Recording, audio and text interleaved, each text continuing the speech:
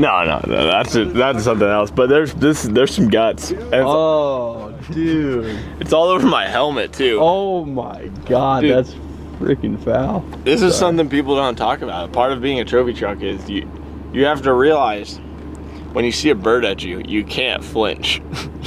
You just have to accept your fate. And I really thought the guy was going straight to my head.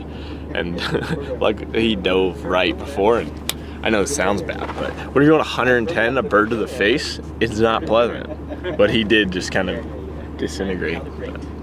Story time.